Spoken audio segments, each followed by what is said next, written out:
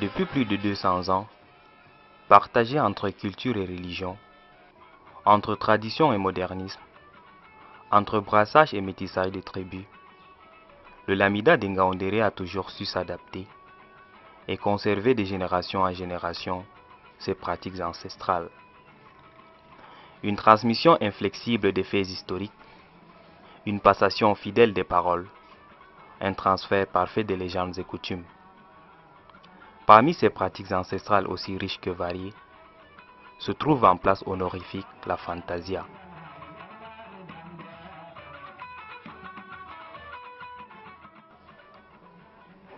Un défilé royal qui traduit la force de l'armée, une somptueuse parade qui témoigne de la grandeur du Lamida. Dans son origine, à l'époque des guerres tribales, du retour de chacune d'elles, le Lamida organisait une grande fête dénommée Fantasia au cours de laquelle il fait le tour de la ville d'une quarantaine à une cinquantaine de minutes. Faire comprendre à la population les résultats de sa conquête par le biais de la force et la solidité de sa cavalerie. Tel était le but de cette caravane. Aujourd'hui, la guerre tribale se conjugue au passé, mais à l'occasion de chaque fête de Ramadan ou du Mouton, ou à l'occasion de l'accession au trône d'un Lamido, il y a toujours un fantasia, question de se rappeler les ancêtres qui ont fondé la ville et leur rendre hommage.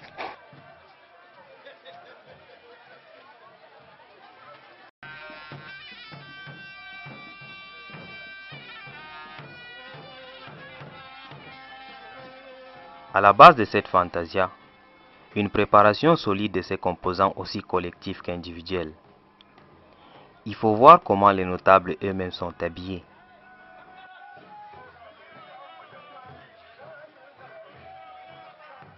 Regroupant énormément de détails que personne ne saurait interpréter ni même évoquer la composition. Leur accoutrement constitue le premier mystère de cette armée qui en cache bien d'autres.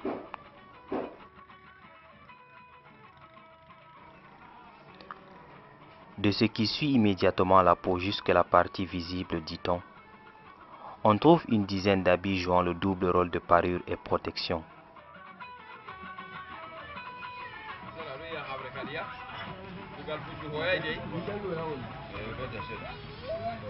Parure car les rubans ne sont pas choisis au hasard, mais sont le fruit d'un mixage de couleurs offrant au finish aux soldats une élégance qui le réjouit, une séduction qui attire la foule à la grande satisfaction du Lamido. Outil de protection car la multitude de ces habits crée une épaisseur difficilement traversée par les flèches, les lances, bref, un traditionnel gilet pare-balles.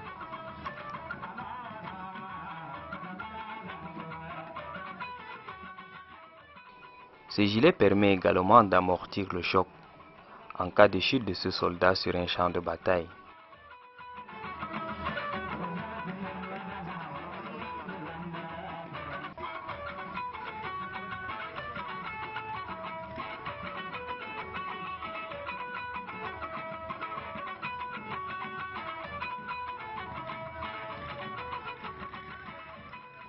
Afin de parachever cette protection physique, un ruban d'environ 5 mètres est enroulé sur la tête servant de casque.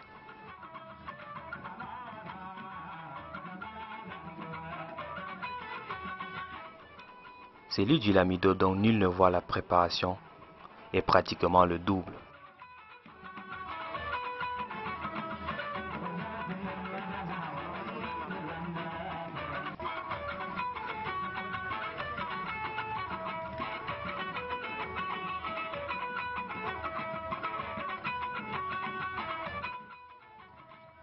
Ici nous sommes chez le Kaigama, le premier ministre bis.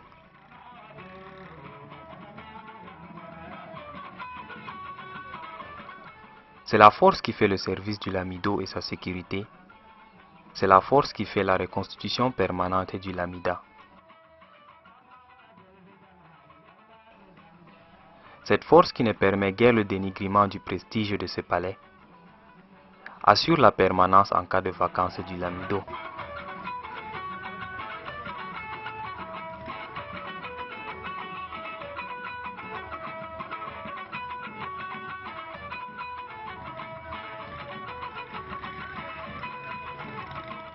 À la protection s'ajoute l'élégance. De la tête aux pieds, le guerrier est protégé.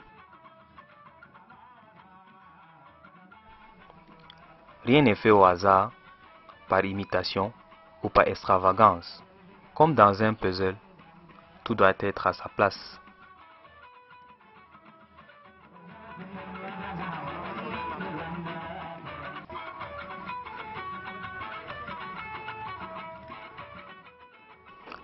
Il faut également voir comment les chevaux sont harnachés, comment ils sont caparaçonnés. Des multiples rubans posés en dessous et au-dessus de la selle. Des sonnettes et autres outils d'ornement représentent les quelques échantillons de cette harnache.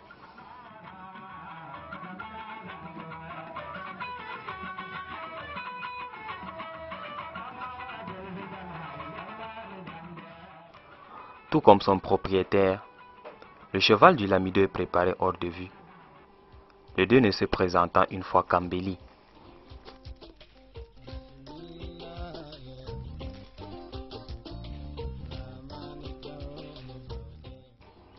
Cherchant à associer art et tradition, les habits du lamido et de ses notables possèdent également des pratiques curieuses. Tenez par exemple, de génération en génération, aucun de ces habits n'a jamais été lavé. Et si jamais une seule goutte de pluie arrivait à en toucher ceux du lamido, ils sont donnés à celui-là qu'on qualifie vulgairement de notable de pluie.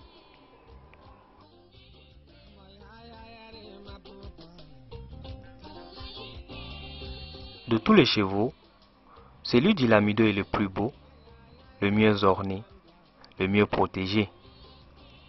Par respect, aucun notable ni autre personne n'a le droit de faire mieux.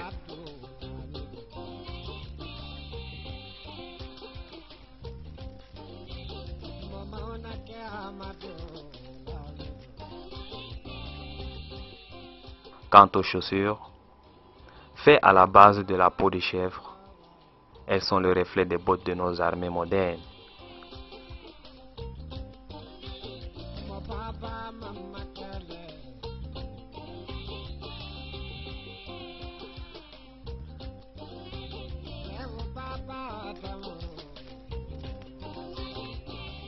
Une fois bien habillés, une fois les chevaux prêts à les accueillir, les fantassins demandent une protection divine avant le départ. Il y a moins de 100 ans, ça aurait été un départ pour la guerre.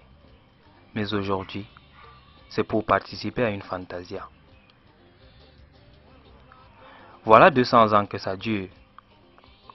2 siècles pendant lesquels personne n'a jamais assisté où l'on habille le lamido, où l'on harnache son cheval. 2 siècles pendant lesquels les épouses légitimes n'ont jamais touché ces habits de parade.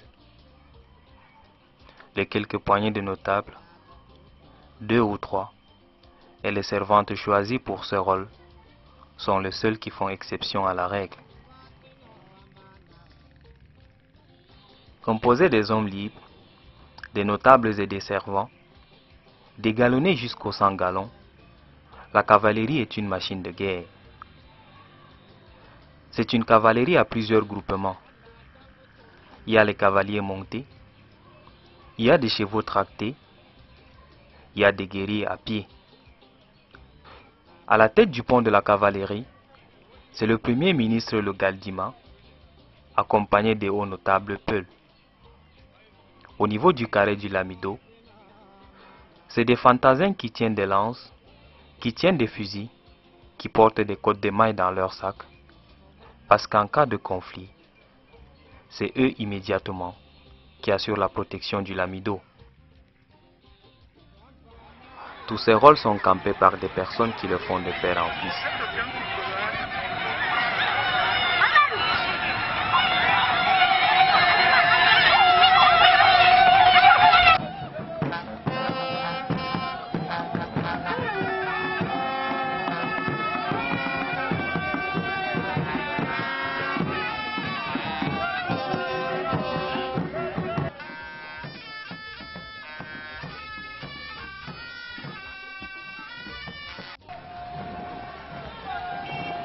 Juste après le lamido, nous avons une ligne de notables. C'est une ligne de force. C'est un mur de notables qui marche en rang serré.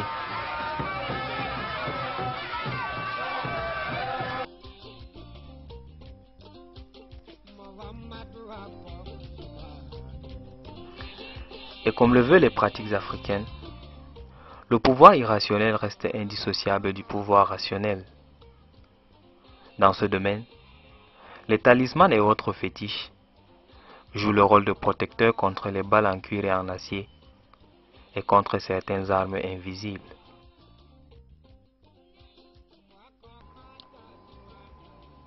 Parmi ces fantassins, il y a quelques individus à pieds tout noirs. Est-ce une noirceur naturelle? Est-ce un onguent qui couvre cette peau qui la noircit d'avance? Quelle que soit cette substance-là, toujours est-il dit qu'il y a un activail qu'ils tiennent et une boussole. Peut-être un aimant pour capter tout ce qu'il y a de maléfique. Ces gens-là ouvrent le cortège d'une fantasia qui durera 24 heures. 24 heures pendant lesquelles ils auront la même ardeur au travail. Il y va de la sécurité de la cavalerie. Ils font de la reconnaissance, une reconnaissance immédiate, instantanée.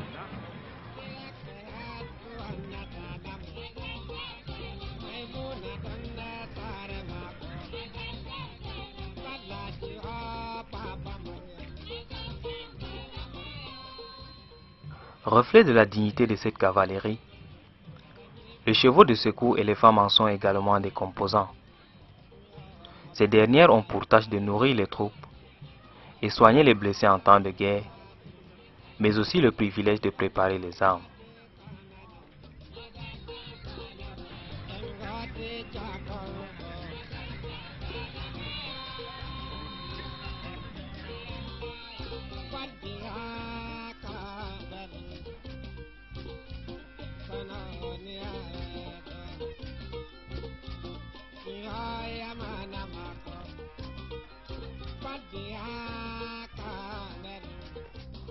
Ce qui fait la force d'un Lamida, c'est l'armée qu'elle possède. Ngaoundéré est l'un des seuls au Cameroun qui a su conserver dans son intégrité cette cavalerie traditionnelle qui est une machinerie de guerre.